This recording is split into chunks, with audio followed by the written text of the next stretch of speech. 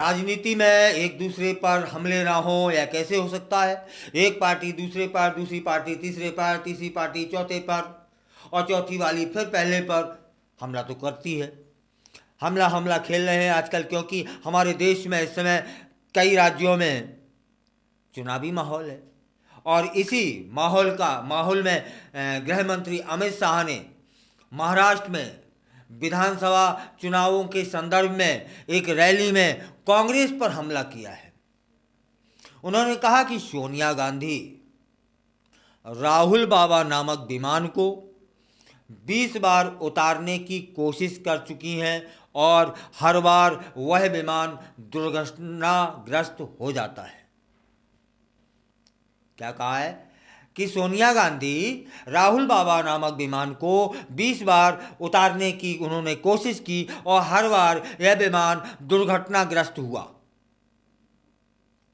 अब एक बार फिर से महाराष्ट्र में 21वीं बार इस विमान को उतारने की कोशिश की जा रही है।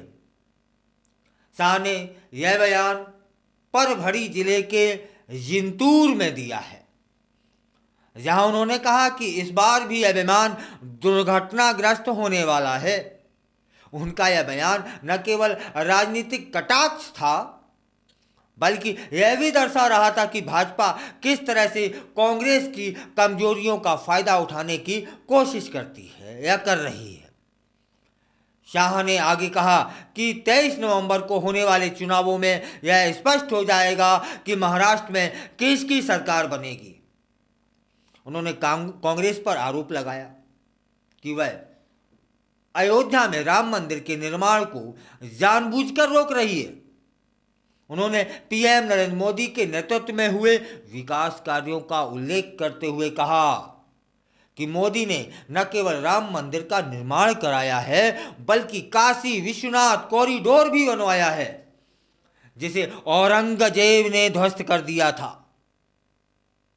शाह का यह बयान धार्मिक भावनाओं को भी छू रहा है, और यह दर्शा रहा है कि भाजपा अपने चुनावी प्रचार में धार्मिक मुद्दों का कितना महत्व देती है। गृह मंत्री ने अपने भाषण में यह भी कहा कि विदर्भ, उत्तर महाराष्ट्र और पश्चिम महाराष्ट्र, कोंकण, मुंबई और मराठवाड़ा जैसे सभी क्षेत्रों का दौरा उन्होंने किया है। उन्होंने विश्वास जताया कि 23 नवंबर को महाविकास अघाड़ी का सफाया होने वाला है, और मोदी जी के नेतृत्व में महायुति की सरकार बनेगी।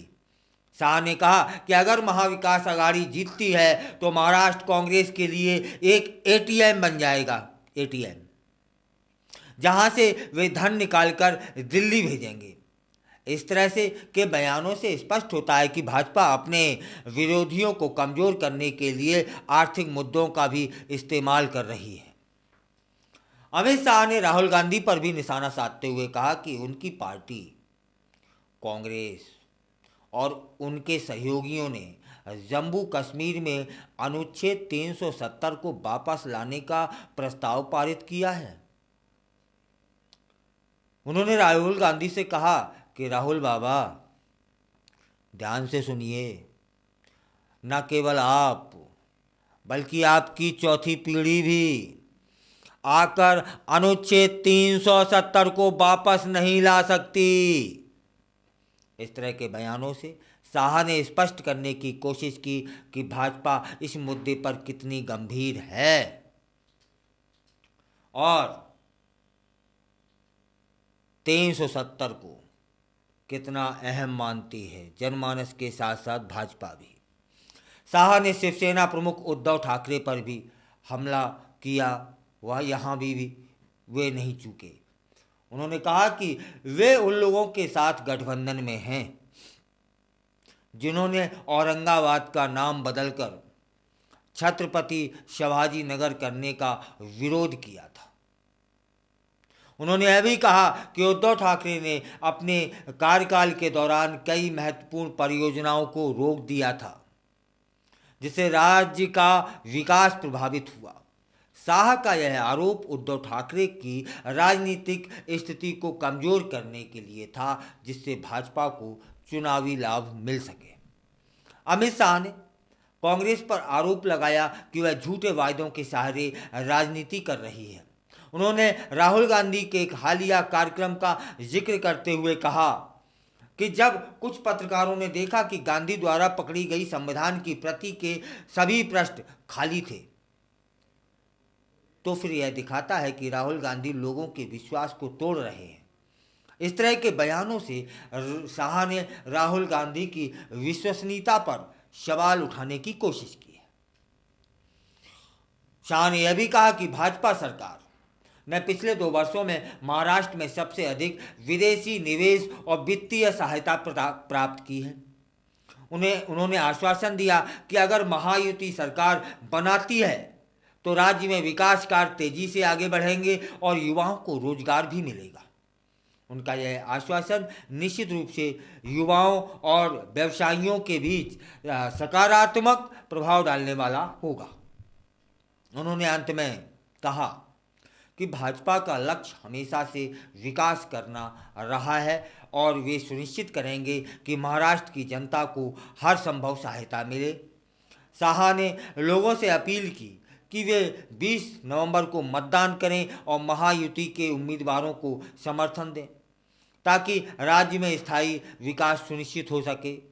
और खबर के माध्यम से मैं भी ये कहना चाहता हूँ कि जो योग्य हो, कोई भी किसी भी पार्टी का हो, कोई भी नेता हो, जो योग्य हो, आपका विकास चाहता हो, वोट उसे दीजिएगा, लेकिन वोट अवश्य करिएगा। फिलहाल अमित शाह का यह भाषण निश्चित रूप से चुनावी माहौल को गरमाने वाला है और गरमा दिया है। उन्होंने कांग्रेस पार्टी की नीतियों पर खुलकर सवाल उठाए। उनका यह कहना कि राहुल बाबा का विमान फिर से दुर्घटनाग्रस्त होगा एक तरह से उनकी राजनीतिक रणनीति का हिस्सा है, जिससे वे अपने समर्थकों को उत्साहित करना चाहते थे और ऐसा हुआ भी। उसका उनके बयान का प्रभाव दिख भी रहा है। अमित शाह की रैली न केवल चुनाव प्रचार का हिस्सा थी, बल्कि यह दर्शा रही थी कि भाजपा कैसे अपने विरोधियों पर हमलावर होकर अपनी स्थिति मजबूत करने की कोशिश में है। अब देखना होगा कि 23 नवंबर को मतदाता किसे चुनते हैं और क्या अमित शाह की भविष्यवाणियां सही साबित होंगी या फिर नहीं। यह भी चिंतनीय है, यह भी विचारणीय है। महाराष्ट्र विधानसभा चुनावों में अमित शाह द्वारा किए गए ये बयान न केवल राजनीतिक चर्चा का विषय बने हैं, बल्कि इससे चुनावी रणनीतियों और मुद्दों पर भी ध्यान केंद्रित हुआ है। इस चुनावी माहौल में सभी पार्टियों द्वारा किए गए दावों और वायदों पर जनता की नजरें टिकी हुई हैं। अब आपको जिसे लगता है कि किस पार्टी के दावे सही है, किस पार्टी के उम्मीदवार के वायदे सही है, उसको वोट दीजिएगा, लेकिन वोट अवश्य दीजिएगा।